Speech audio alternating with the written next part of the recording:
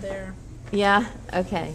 All right, so now we're going to do some critique, reading for critique. So Rick has volunteered to go first. And Rick, you are on. All You're the right. star of the show. The book that I'm writing is a book called Sleep Delicious Sleep. It's about a serial killer. The premise of the book is he can't sleep unless he kills somebody.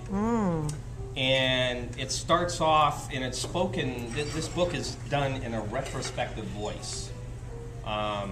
Actually, the first chapter has been rather difficult because of that. I mean, I've got pieces in the middle that are very clear. I have them outlined. It'll be real easy to put it together. But the first chapter has been difficult because it talks about him as a baby. And what happens is, in order for him to kill to sleep, for instance, as a baby, there's a piece that'll happen, and it takes a number of years before he's triggered again. So this is how it starts out. It starts out literally at the beginning. People who say they sleep like a baby usually don't have one. Leo J. Burke. A baby's screaming cry pierced the night. The woman lay in bed, sleepless, haggard. Tears ran from her eyes and stained the pillow. She had tried everything to get her child to sleep through the night. A warm bottle of milk before bedtime, a car ride, and playing music while rocking her child in the new rocking chair. She purchased the chair, straining her budget, to rock the little bastard. She had read a mountain of baby books, talked with the free health counselors at the city clinic, listened to friends, and anyone else that would proffer advice. She had talked to her doctor, but nothing worked. Her Alex just wouldn't sleep for more than 2 hours at a time. A single mother who worked for minimal wages as a teller, and she had not had a good night's sleep in over 8 months. The baby's father had left 3 months after the brat was born. She wasn't surprised. The constant caterwauling had set him on edge from the day she brought the little bundle of joy home from the hospital. The kid's constant need for attention and wailing if he wasn't held, fed, or entertained, regardless of the day or night, had driven the man into a rage on several occasions. She had been diligent and prevented any harm to Alex, but in the end it had cost her the relationship. One day, when she got home late from her job at the National Credit Union, there on the kitchen table was a note stating the kid was at her mother's and he was leaving. What an asshole, she thought. Go figure that the louse couldn't handle it. Men can only let you down with their self-centered needs and wants. What had she seen in him anyway? But she knew the answer to that question. He was a handsome man, dark hair, green eyes, and muscular build. He had sharp facial features, almost hawk-like. Donna Louise had noticed him like all the other tellers when he had opened an account at the credit union.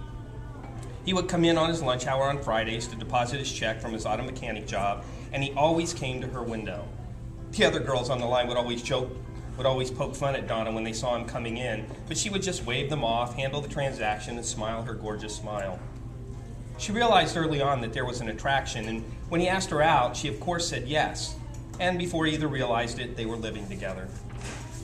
Her pregnancy was unplanned and accidental, and she expected he probably would leave when she told him. She was surprised that he didn't, even though they had been living together for less than a year. At first, he actually warmed to the idea of being a father, and when she was 6 months along, he had presented her with an engagement ring. She was ecstatic and said yes over a romantic candlelit dinner at the same kitchen table she found her dear Donna Letterman. Why couldn't her little brat just sleep? Maybe it was the lack of sleep talking, but this was so much harder than she could have ever imagined. Anything that becomes chronic slows time and bleeds the soul, replacing it with a desolation and grayness that some never overcome. This is what happened to Donna. Her baby was bleeding her, replacing her love of life with an overwhelming wish to just get through it one day at a time. Her life was being encased in the bitterness of could-have-beens and only ifs. Resentment became her bond with Alex David. If she was to suffer, then he would suffer in that sharing. If she was to suffer, then he would share in that suffering. His world would be gray and bleak as hers. This didn't happen on a conscious level. It slowly seeped into her soul and into her demeanor over time. Donna was never physical with Alex. No, she was a proficient mother. Though sleep deprived for the first year and a half of Alex's life, Donna Louise provided a strong foundation for her son's survival. She would talk to him, telling him how much she had given up, how she couldn't sleep because he was so fussy and demanding, that his life was draining hers and that all she did was work and take care of him, that she was sacrificing her life so his would be full of nurturing comfort. Well, work was a joyful escape for Donna. It was the only time she escaped her albatross. She was so worn, her appearance suffered, and her once cheerful disposition was tired and flat. Recently, she was warned that there were rules for being on the teller line and a face to the public at the credit union.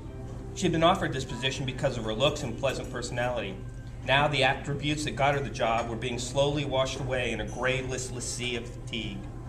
Her co-workers were whispering behind her back that she was looking ragged and unkempt. If it hadn't been for Beth Ames, she probably wouldn't have kept her job. Beth had taken her aside, told her she needed to pull herself together. She helped Donna to the ladies' room and sat her on the couch in the lounge. Tears welled in Donna's eyes. She hadn't told anyone of her hardships. Donna came to work, did her best to keep her focus, and made sure that she kept her job in good standing. After all, where would she be if she had lost her job? Well, she knew the answer. Back home with Mom and Dad in that small, broken-down farm town in central Ohio. That day, right there at the credit union, she broke down. Exhausted, drained, and depressed, she finally gave in to that storm that had been building in her mind for the last year. She cried heavy sobs of anguish. Her chest ached from the outpouring of grief and angst. Fred, the head teller, he could hear the commotion in the ladies' room, but he could do nothing except stand at the door and ask, "Is everything all right?" Beth held her, comforting Donna as the frustration pelted her psyche like a cold March downpour, drenching her beaten and bruised soul.